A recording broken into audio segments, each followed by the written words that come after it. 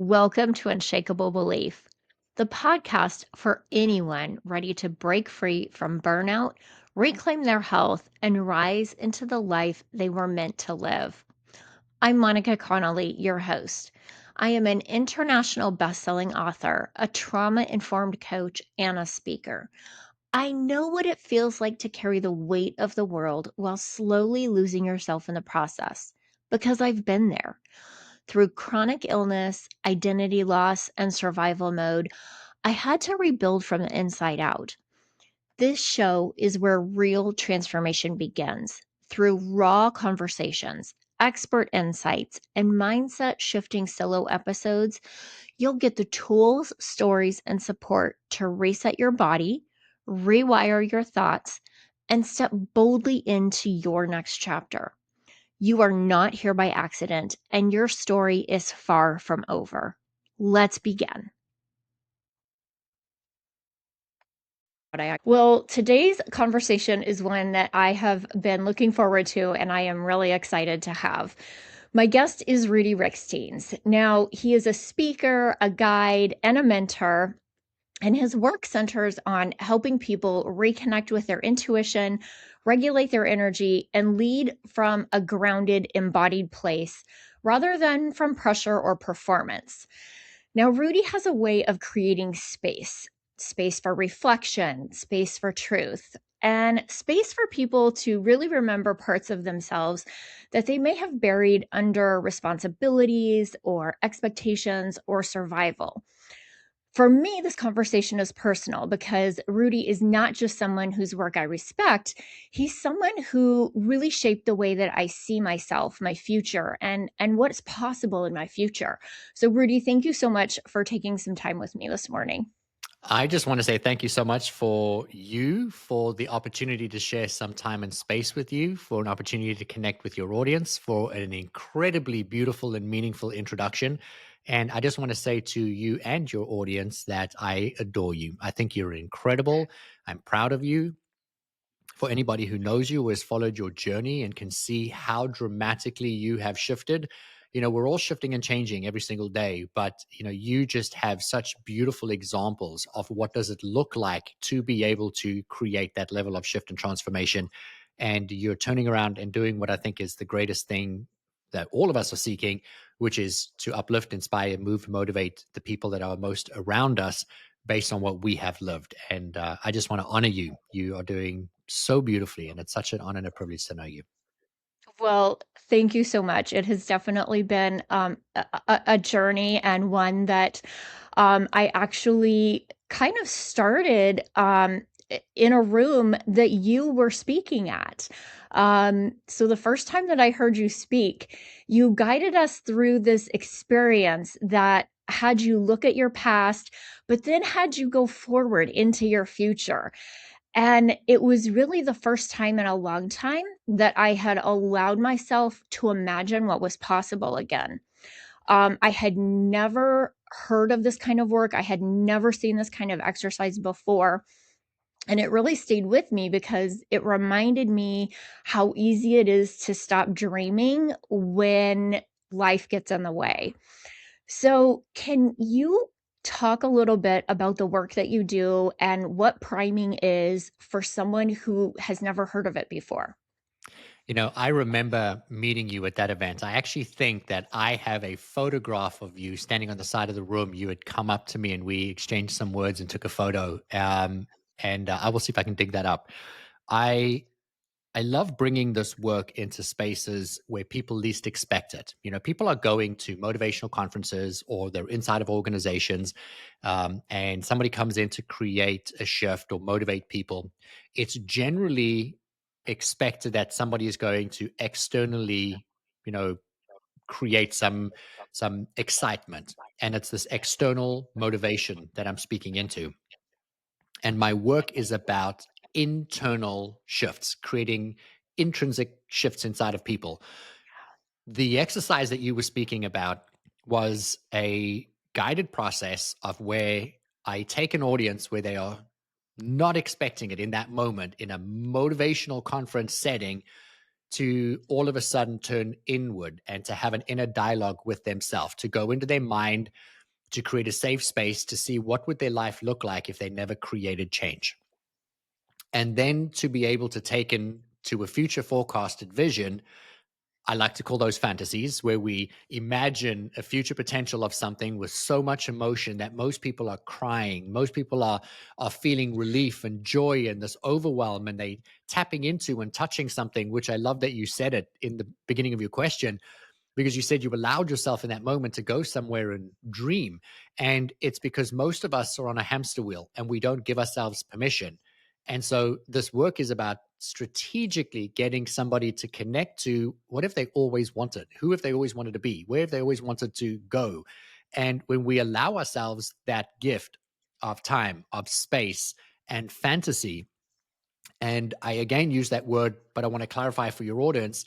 I'm speaking about going into a scene in your mind where you envision you doing something you've always wanted. You know, maybe that's being a speaker, author, podcaster. Maybe it's running your own company, being married, falling in love, having a newborn baby, winning the lottery, whatever your dream is. That if you imagined what it would feel like to have it, not how you get it, but just to have it, already be the person you aspire to be, well, all of a sudden now you feel emotion. And when you feel emotion equal to the experience, your body alters and changes.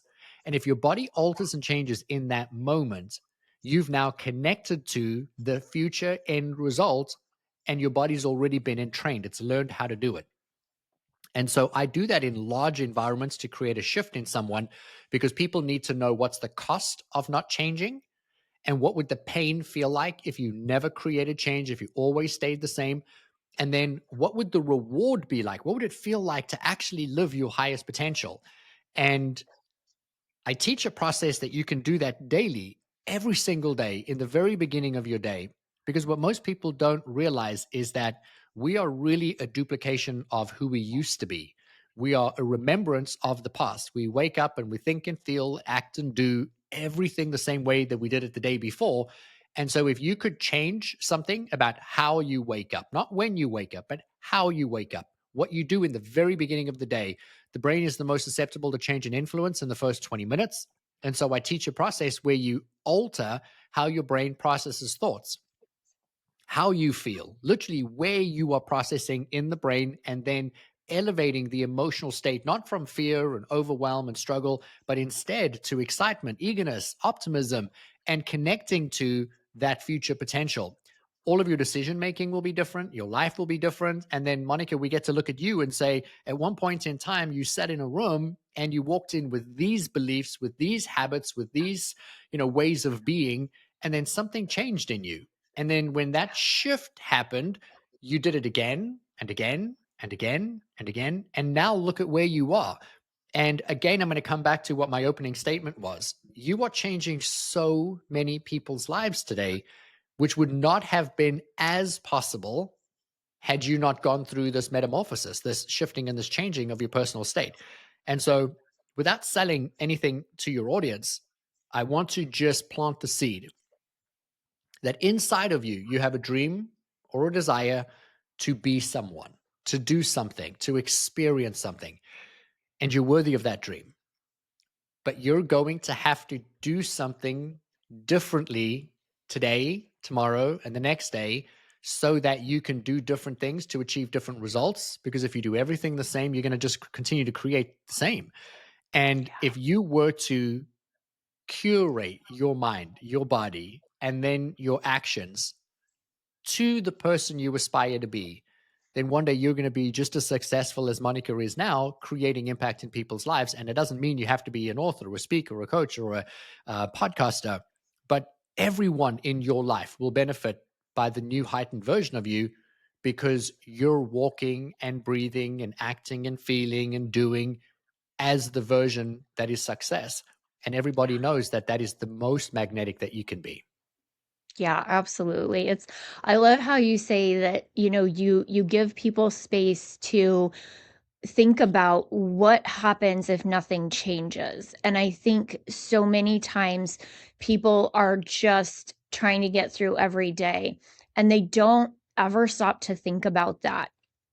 And so, you launched a coaching community this year, and I would love to hear as you started working with people in this community and you saw them doing this priming technique every day, what kind of shifts did you see happen in people?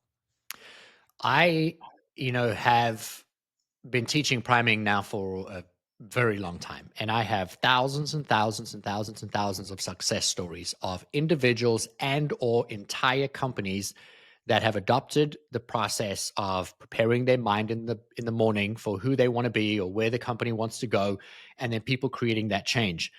But I wanted to offer this to individuals, not just to organizations. And so the Empowered Life was birthed really out of how do I support more people rather than only supporting people in, organizations that bring me in. And so I created a very low ticket offer for people to be able to come in. And I say like a low barrier of entry, minimal investment for somebody to be able to say, like, hey, how do I learn what they're doing and be able to create similar results? And, we've seen people that were not making any money all of a sudden start to thrive. We've seen people who wanted to be authors for more than 15 years publish books. We've seen people create just incredible changes in their lives. I've got stories of people who wanted to find true love and they've been dating the wrong people and ready to give up on it, to now madly, sickeningly in love with someone that when they post their photographs, everybody else is like, oh my God, get a room. And it's so beautiful because something had to change in order for each of these individuals to be able to connect to that. And no one can give that to you. Nobody can. Only you can. And that's what Yeah, the Empowered Life community is about, is reminding you that you have the power within you. I, Rudy, cannot give you anything. I can motivate you externally, I can pump you up, or I can give you tools, or I can give you information, but at the end of the day, you're going to have to do something with the information. You're going to have to put yourself into the rooms like the Empowered Life community. You're going to have to wake up in the morning and prime and prepare your mind and your body for who you want to be and what it's going to look like. And I just want to say, none of this stuff is hard. If you go to a guy that's a bricklayer, man, that's hard, right? That is hard work. And not everybody can do that.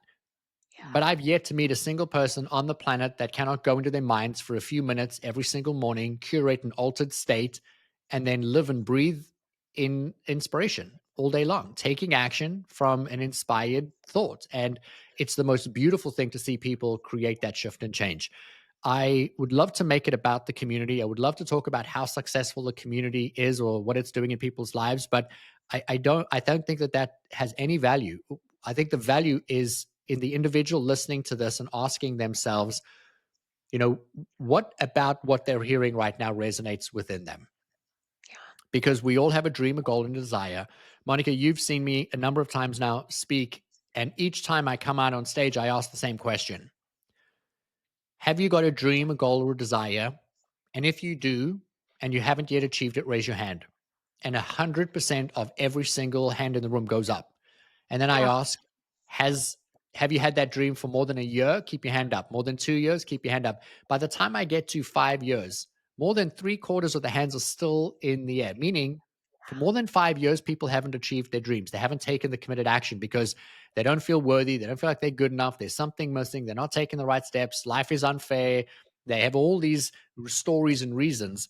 And at the end of the day, there is information available to everyone at every level, but you just have to do something to get yourself into spaces where someone can give you the tools, the framework, so you can create the profound shift and live that dream. And so, my hope today is not to inspire your audience to jump into the Empowered Life community. I would love to have everybody join, but my goal would be that you find your space yeah, and that you connect to the mission that's going to serve you. That could be with Monica. That could be with me. That could be with somebody else. But find a space that resonates deeply and profoundly with you, where somebody is going to support you in seeing you, support you in remembering who you are and who you came here to be and what you came here to do, and that you are perfectly prepared, perfectly equipped to do it. Sometimes you just need to remember. And so the empowered life is really just a set of remembrance tools to remind you of your divinity, to remind you that God created you perfectly, whole, ready, And all you have to do is remember and then start living from that space. And miracles will unfold day after day after day, as they have within the community and within the companies that I support. People are worthy. They just, Yeah. they need to create that change. Yeah, I love that you talk about community because I think so many people feel like this is something that they should be able to do on their own. Well, why can't I get myself together? Why can't I, why can't I reach these goals? Why can't I do these things? And they don't realize the power that community has, and being in that community, that support system, that accountability system. It's not just tools that you're learning for how to reach those dreams and possibly how to start dreaming again, but it's having the support of that community behind you to help you learn and grow. You know what I love Yeah. about what you said, which is part of what I love about you as a teacher. I think that anybody that is sharing their story is a teacher. You can have Joe Rogan or whoever, they have a story, and as they share their story, other people connect with what they're saying. And in community, you're not looking at only the person who runs the community. You're looking at everybody within the community. And so Yeah. not one person is on a pedestal. But when someone says, "Oh, me too," like I've also had that, I've experienced that, or if you see somebody who knows what they're doing it at a high level, you create this false narrative that they're perfect, they never make mistakes. And then all of a sudden they say, like, "Oh my gosh, you'll never believe what I dealt with today." And they speak from vulnerability. They tell you how they shifted it, what was the benefit, what did they gain in the end of the experience. And then you sit there and say, gosh, if they're going through that and they know what they're doing and they've done this for so long, then it is somehow I don't feel bad about the fact that I had a tough weekend this weekend. Or, you know Yeah. what, if they can pick themselves back up after what they went through, then I can. And when more people start to share stories, I read a message this weekend, and I won't mention names, but I have three people inside the community that had posted in Facebook because we have a private page. And one of the ladies had shared a story, and she said, I had such an incredible breakthrough based on this call that we all had. This is what was taught. And then she said, and I want to thank, and she tagged two other community members. And she said, it was your shares that helped me heal. It was your shares that helped me realize, oh, I'm not the only one. It was the way that, the question was asked, this was answered, your vulnerability gave me permission to have this massive and profound breakthrough. And it wasn't, oh my gosh, thank you, Rudi, for what you did. It was thank you to these people in the community for what you added to what we've learned so we could have this. And that's the beauty of it, because we are in community, whether we agree or not, whether we have awareness to it or not. We're in these microcosm communities. But my question to everybody is your community serving who you want to become? Yeah. Is your community with like minded people who are pouring into you, uplifting you, inspiring you, nudging you, motivating you, encouraging you, believing in you, reflecting back to you the highest expression of who you are? Or are they saying to you, "Oh, stop changing, and who are you, and why would you do that, and go back to being who you were because I preferred that version of you, and oh, you're just trying to be different, or you're trying to be cool," and so we have to really give that some thought. Rudy's biggest lesson, if I could speak into my journey, was that I believed I needed to be the picture perfect high performance guy. I had to know the answers to everything. I couldn't make mistakes because if I made mistakes, my clients would say, oh, well, if you make mistakes, then why are we paying you this money? Because you're supposed to like know what you're doing. And so I kept all my mistakes private. I never asked for help. I wouldn't go out and seek support. I wouldn't get a coach. I wouldn't do these things because I didn't want anyone to think I was weak. And what I realized was when I went out and got coaches, when I said, oh my gosh, I just made the biggest mistake. Here's what I did. Here's how I felt. Here's what I did to fix it. That's when I connected to people. And more than my business growing, I grew, and people grew themselves and their lives because they were now in a group where they actually could connect and resonate with what was being done and taught in those spaces. And so my challenge to everybody is twofold. Go and find a space where you are guaranteed going to be seen as the best version of you, because that's a choice. You can choose what room you're going to be put in at. And the second is, you know, pay attention to the environments where you are not being uplifted, supported. And sometimes we can't make immediate and dramatic shifts there. I can appreciate that. And I just want to challenge you that you are the sum total of where you spend the bulk of your time and your focus. And sometimes those are the five people around you. And sometimes that's what you consume. Sometimes it's what you eat. Sometimes it's what you do. Sometimes it's all of the above. But if you have awareness to, wow, is this taking me to that goal I have? Or is this taking me away? Or is it anchoring me to who I was? And I use that in the front of my mind for almost every decision I make, because it helps me in that moment make only one right decision. It's not about making 100 right decisions 100 times.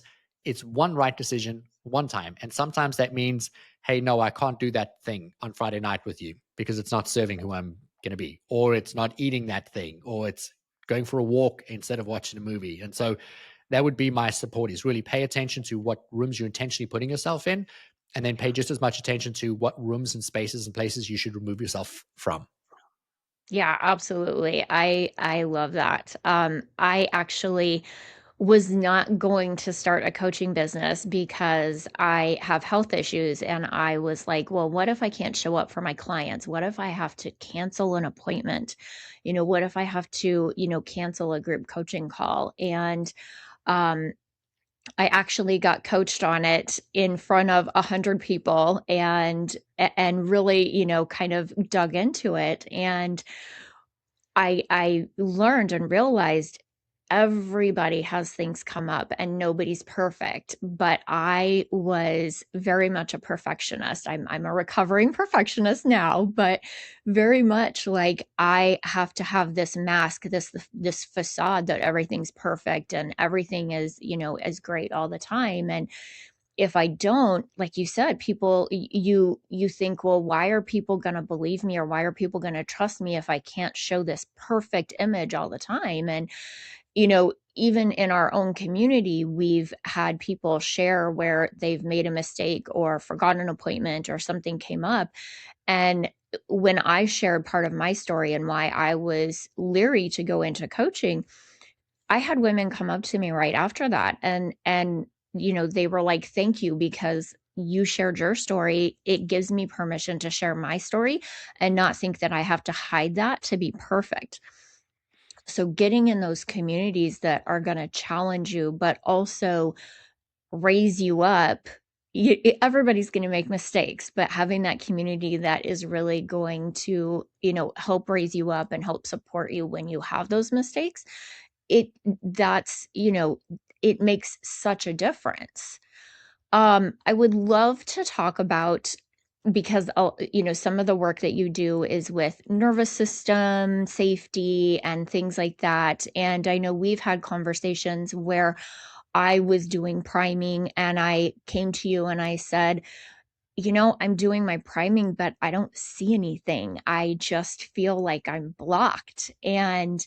Um, and we talked about that, but I would love to hear your thoughts on why people stop dreaming at a certain point in life, and what can they do to put themselves and their body in a safe place so that they can shift back into that creative state where they can start dreaming again. Such a beautiful question. And I want your audience to understand the value of the question. If you look right now, as the audience, as you hear these words, as you look at the life that you're living right now, whatever you have or don't have is based on what you do and or don't do consistently, most consistently. And 95% of every single thing that you do every single day, this is every human being, 95% of what you do every single day is an automated, pre programmed response where the brain actually bypasses asking you consciously if that's what you want to do. It just does it because it's learned the behavior. It's like learning how to write cursive with the pen. you don't think about what letter or how. Your brain just knows how because it's learned. And so it bypasses that part of your mind. Riding a bike, driving a car, making a cup of coffee, all of these things are learned patterns and behaviors. How you react and how you respond, learned pattern and behavior. When you greet your spouse, how you greet your spouse, how you respond to questions and suggestions from your spouse, all pre-programmed. Your brain says, oh, we've done this for 5 years. We know. We've done this for 10 years. We know how. So you're not actually reacting and responding. You're just doing, doing, doing. How you show up at work, how you show up in your life, all of this is just a pre-programmed response. And so when we talk about why most people's dreams have not been realized, it's multifaceted, but it essentially comes down to most people are living in a heightened state of stress because they are reacting and responding to life. They are not intentionally, carefully, calculatedly planning who do they want to be. One is not harder than the other.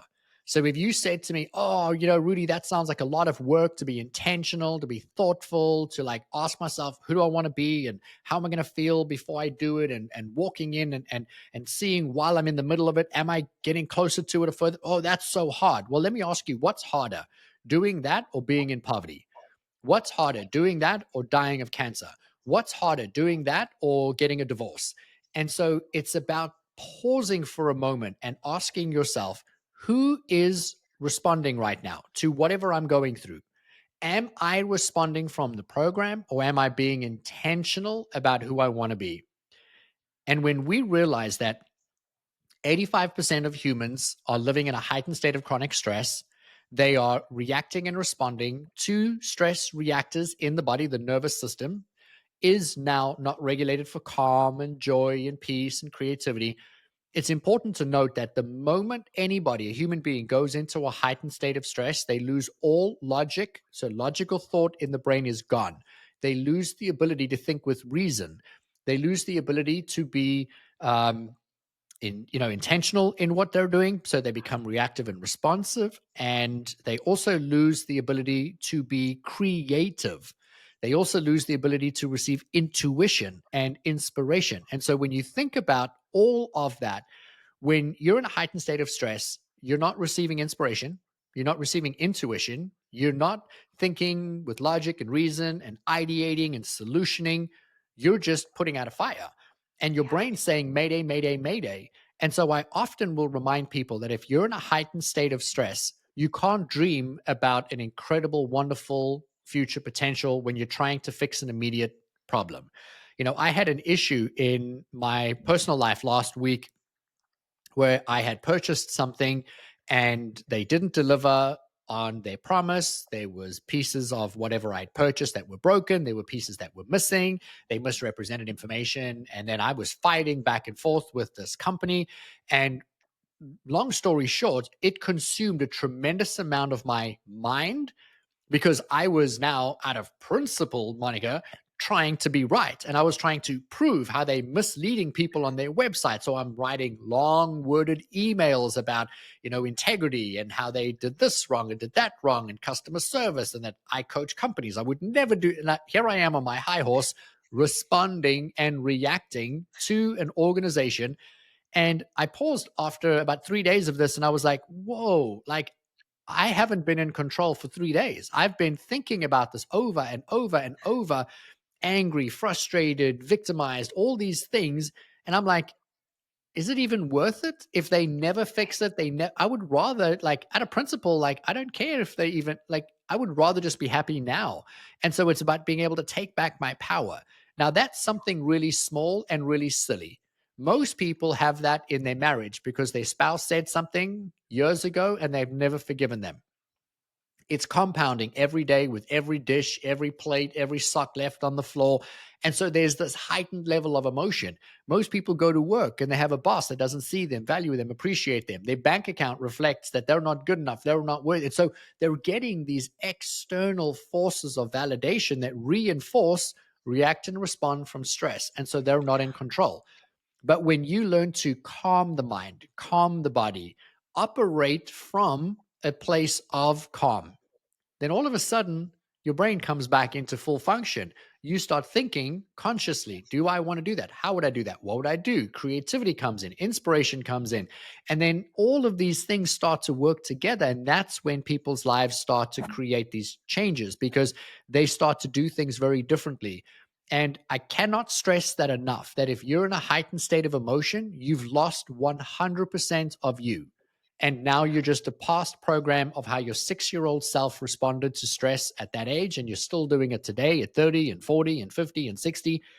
But if you want to change your life, you have to be regulated. It's the most powerful thing. Emotional resiliency is to calm your mind, calm your body, take back control. And you can do it in as little as 60 seconds. Yeah, it's absolutely using the process myself, but also watching people do it and knowing how they responded previously to things and seeing how they respond now. And the it's not they're not coming at it from a place where they feel frantic or out of control. It's very calm. It's a very thought out. It really changes, really everything that they participate in, every conversation that they participate in, any issue that comes up, anything that they have to deal with, you see a huge difference in how they respond and how quickly they can move on from a conversation or an issue that maybe was not very pleasant, but they can move on from that really quickly and move right back into just a calm state, whereas previously they would not have been able to do that. It would have, it's something that they would have let fester and drag out for days and probably still would not have ended well. Most of us, we don't like confrontation. And so when something happens and it causes us to feel heightened emotion, it's touched a nerve within us, and now we're angry, resentful, frustrated, whatever. And then we want to ignore it because we don't want that feeling. So we want it to go away. And then eventually, after 3 or 4 days, something else happens that takes our concentrated focus. And so they think that that incident has gone away. Yeah. It hasn't. It's just now been programmed in your unconscious mind, and your thought is thinking anywhere up to 70,000 thoughts a day. Every thought's accompanied by the emotion. And so if your unconscious mind is thinking about what they said, what they did, that uncomfortable situation, and it thinks about it 5 times, 10 times, 100 times, 1,000 times, 70,000 thoughts a day. So think about how many of those unconscious thoughts are happening over and over and over, because 95% of them are unconscious. You don't even know they're happening. And every time that thought happens in the mind, it's produced the emotion and goes into the body. And so the body reacts and responds from it. So people are walking out stressed, anxious, nervous, resentful, frustrated, all of these emotions, and they don't even know why. So they react and respond to all of their future decision making from that vantage point. Now, I said to you, you can reduce your emotional state in less than 60 seconds. And I want to give your audience a very, very simple technique that they can use. I'm going to give you a few because some people need different ways of being able to do this. But if you could just connect to the centered version of you, the one without the emotion. And so the most empowering thing that you can do is to create space between you and the problem. I don't live a life void of emotion because I'm human and I have very, very human experiences, but I don't stay in heightened states of emotion for long. Now, last week, 3 days, I was in it, but I wasn't in it 100% of the time. I was in it when I was writing the email. I was in it when I was thinking about, are they going to fix it? And there'd be these periods of time where I would lose myself, and then I would catch it and I would shift it. And then I would find it would come up again unconsciously. And then I would catch it and then I would shift it again. And here's what most people do is they don't catch them. If I have a experience where somebody does or says something to me that causes a high level of emotion, I can very quickly, in seconds, reduce, detach from that situation and create space between it and myself, and in which case it's no longer impacting me. And the fastest way to do it is to look for value and meaning in the experience. The moment you're looking for value and meaning in something, you become consciously aware. You're asking questions. You're not reacting and responding when you are intentionally asking questions. So when something happens, I take in a really deep breath in for the count of 4 or for the count of 6, depending on my breath cycle. And then I breathe out 2 seconds longer than I breathe in. And if I do that for, 4 or 5 times, I'm starting to regulate my emotions. The pausing and focusing on the breathing in and the breathing out. The 2 seconds have to be longer on the out breath because that actually creates the regulation in the nervous system. But the intentional breathing in for 4 or 6 and out for 6 or 8, that is shifting your focus from what just happened, how you were feeling, to you taking an action that is unrelated to the event. And then once I've done that and I feel like I'm a little more calm, then I say, fascinating. Why would I choose that? Now, I know no one chooses these experiences consciously as the human being, but I love to ask the question, if I chose this, like as a soul, like I knew what was going to come here and play this game and I would have this life experience and this person would come along and they would treat me, make me feel like a victim, what would be the value in this experience? And the moment I ask that question, I open the door to new information.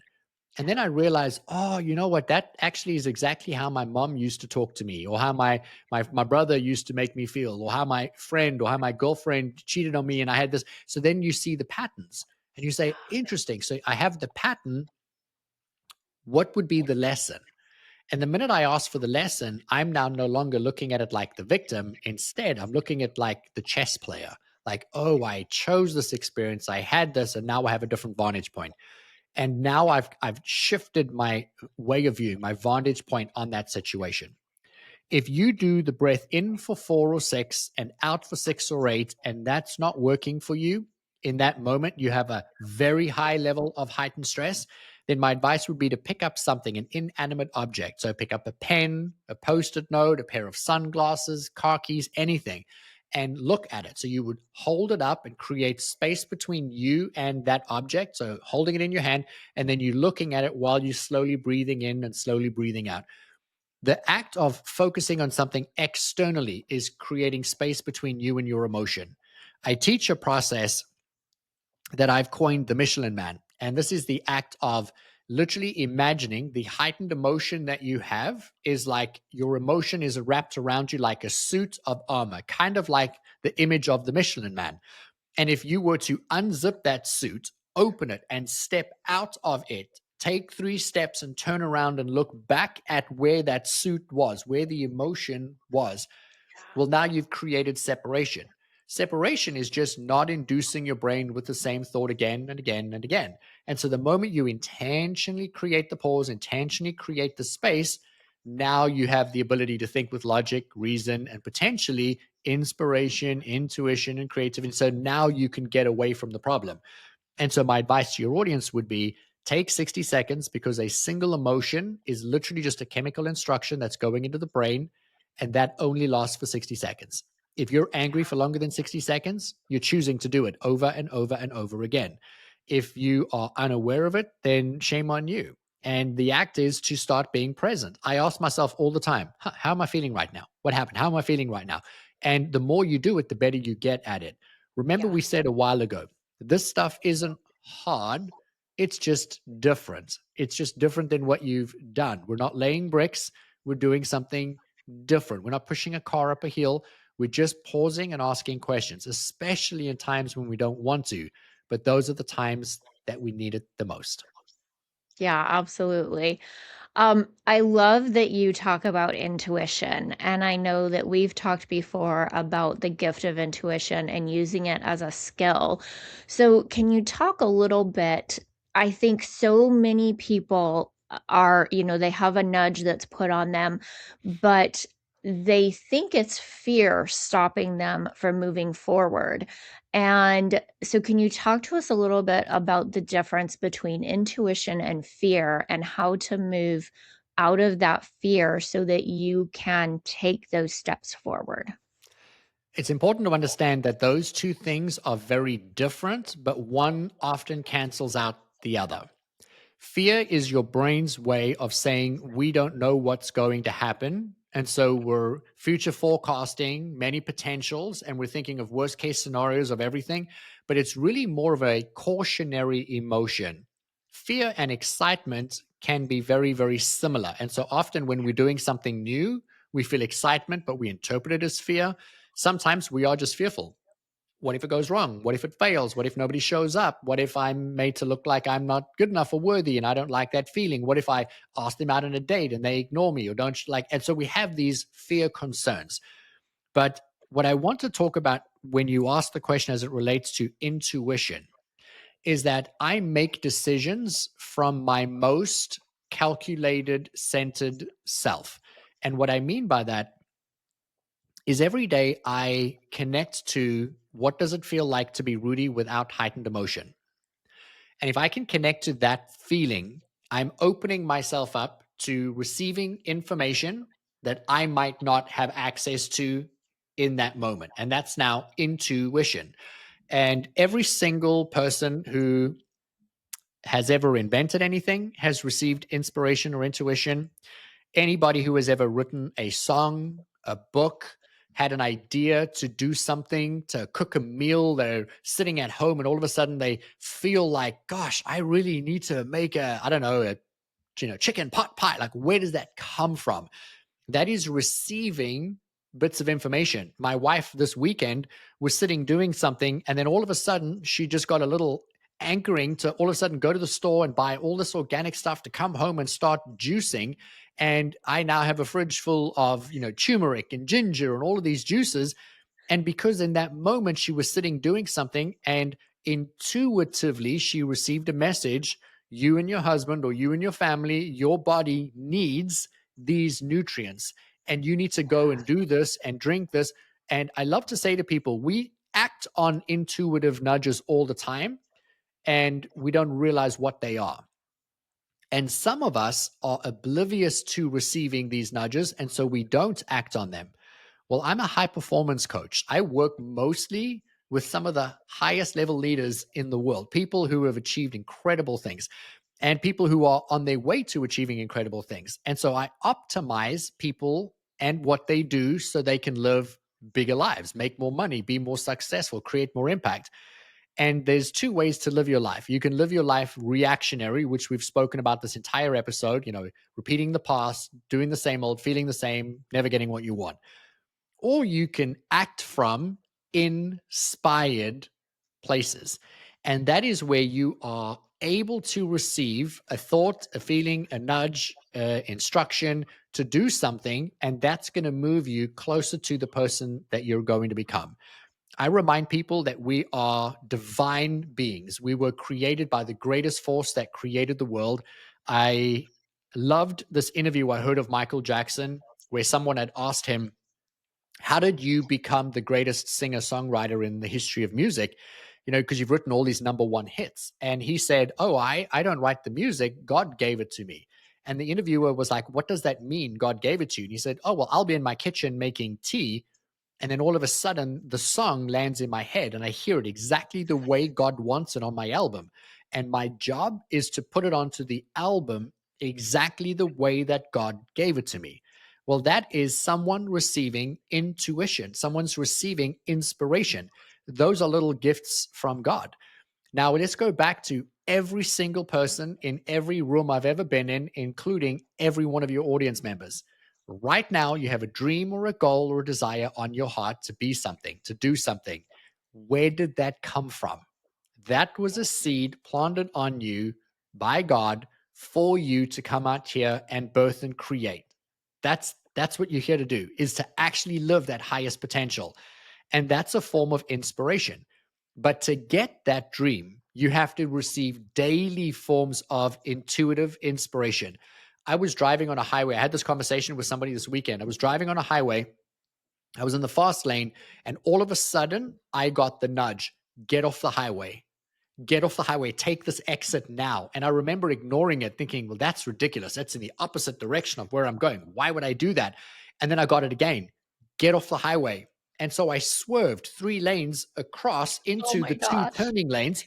And then on the radio at that time, the radio for the local city DJ says, over this next hill at this exit, there's a 100-car pileup. If you're on the highway, hit the brakes, hit the brakes.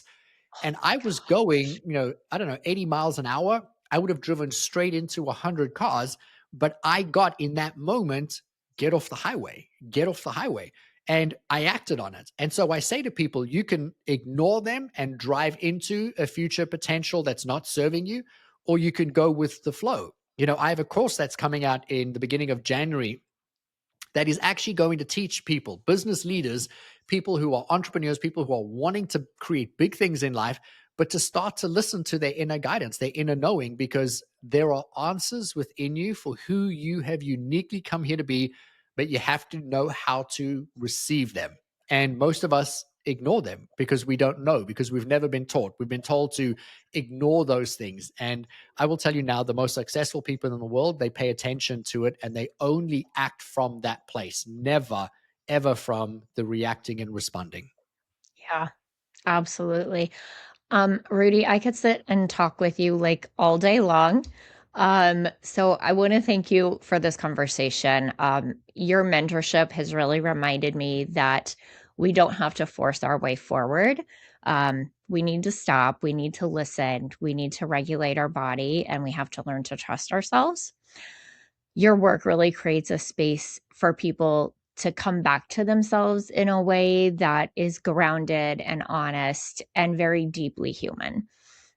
I'm extremely grateful for your friendship and your guidance and the way that you lead with integrity and presence. And I just thank you so much for sharing your wisdom with us today, for giving people an idea that they can make little changes and that it's okay, it's okay to think out of the box and to take those steps and make those shifts and to find those communities that support them. Well, I want to say thank you for being such a beautiful light in the world, for being open and receptive, not just to my teaching, but to all the people that you have drawn inspiration from to create the shifts or the changes. I know that our lives are not about us. Our lives are about what we do with our lives. And when you get to turn around and teach and share and create impact because one day you believed in yourself more than you did the day before, one day you did something different, that you create space for other people to heal, I think that that's the highest level of success that we can achieve. And you're one of the most successful people I know because you're doing what you came here to do. And so I'm very proud of you. And it was just an honor to spend some time with you and your audience. And I appreciate you and I love you very much. Well, thank you. I'm going to stop the recording. Thank you for spending this time with me today. My hope is that something you heard sparks the courage to take one small step toward the life you were created for. If you're looking for deeper support on your journey, you'll find free resources, coaching opportunities, and ways to connect with me at my website, monicaconnollycoaching.com. And remember this: you are not too far gone, it's not too late, and you are never alone. Keep rising, keep healing, and keep believing, because you, my friend, were made for so much more.